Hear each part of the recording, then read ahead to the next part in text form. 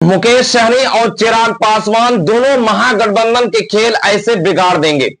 दोनों महागठबंधन बिहार के अंदर एक एनडीए और दूसरा महागठबंधन, और दोनों गठबंधन के अलग अलग सहयोगी दल नाराज है। एक तरफ चिराग पासवान नाराज है नीतीश कुमार से और भारतीय जनता पार्टी से, तो दूसरी तरफ मुकेश सहनी नाराज है तेजस्वी यादव से और कांग्रेस पार्टी से। और उन दोनों की नाराजगी लेकर के कुल मुद्दा यह है कि सीट शेयरिंग को लेकर के और लोगों की अपनी आकांक्षाओं को पूरा करने की वजह से, क्योंकि दोनों एक सहयोगी दल और बहुत मजबूत दल है।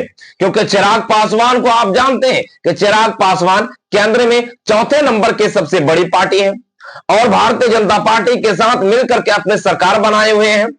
अब वो ये चाह रहे हैं कि बिहार के अंदर एक नई रणनीति के तहत हमारी पार्टी मजबूत हो और हम मजबूत हो और हमें एक मुख्यमंत्री के चेहरा पर आगे चल करके घोषित किया जाए, जिसको लेकर के वो एक बार शक्ति प्रदर्शन करते हुए आरा के अंदर ये कह डाला कि हम 243 सीटों पर चुनाव लड़ेंगे, हम किसी के साथ कोई समझौता नहीं करेंगे।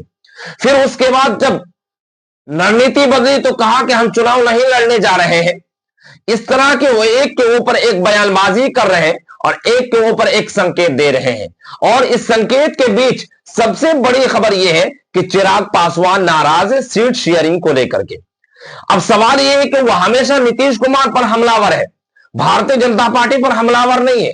अब सवाल यह भी पैदा होता है कि क्या चिराग पासवान नीतीश कुमार पर हमला, चाहे लॉ एंड ऑर्डर को लेकर के, उनके सिस्टम को लेकर के हो, ये भारतीय जनता पार्टी के इशारों पर काम कर रहे हैं या फिर वो अपनी नई रणनीति बनाने के तहत वो काम कर रहे हैं।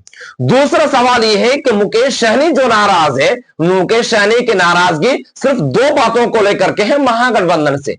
एक नाराजगी इस बात पर कि उन्हें 60 सीटें चाहिए किसी भी सूरत पर, और दूसरी नाराजगी यह है कि उन्हें उप मुख्यमंत्री का चेहरा चाहिए, जो कि असंभव है क्योंकि महागठबंधन के अंदर दो बड़ी पार्टियां हैं। उसके अलावा एक है आरजेडी जो 143 और या 140 के आसपास सीटों पर चुनाव लड़ने का मोड़ पर है और वो उसी पर चुनाव लड़ेंगे।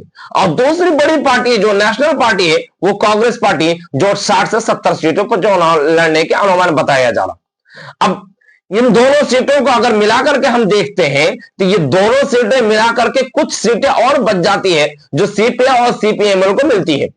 अब इनसे कट करके मुकेश सहनी को कुछ सीटें देने की मांग उठ रही है और ये सीटें देना है, लेकिन अब मुकेश सहनी 60 सीटों का दावा करते हैं तो महागठबंधन के लिए सबसे बड़ी मुसीबत, इनके इतने सीटें लाए कहां से, दे कहां से? इतने सीटें तो बिहार के अंदर है नहीं, और बिहार के अंदर अगर इतनी सीटें हैं तो अपने आप में मजबूत पार्टी होने के नाते आरजेडी भी ये चाह रही है कि हमें ज्यादा से ज्यादा सीटें लड़े, कांग्रेस पार्टी भी चाह रही है कि हम नेशनल होने के नाते हम अपने मजबूत पैरों पर खड़ा हो। अब मुकेश सहनी चाह रही है कि हमें कम आंका ना जाए और हम पूरी तौर पर हम गठबंधन के साथ लड़े तो हमारे अस्तित्व बने। इनको लेकर के मुकेश सहनी भी नाराज है और इधर चिराग पासवान नाराज है।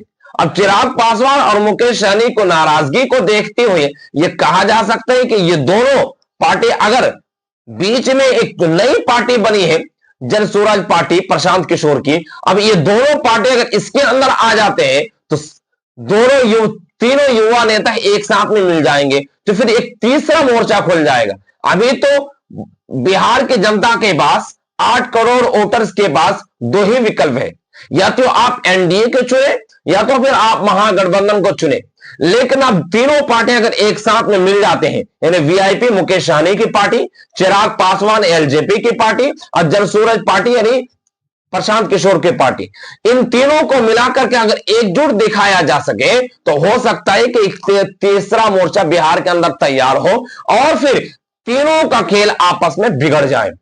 अब तीनों का खेल अगर आपस में बिगड़ेंगे तो यह कहना बड़ा मुश्किल है कि सरकार किसकी बनेगी और रणनीति किस ओर पलटेगी। अब आने वाले वक्त ही तय करेंगे कि अब आने वाले खेल में भारतीय जनता पार्टी चिराग पासवान को कैसे मनाते हैं और महागठबंधन मुकेश सहनी को कैसे मनाते हैं, या फिर ये तीनों आपस में मिलकर के एक नई मोर्चा तैयार करने की तैयारी में है।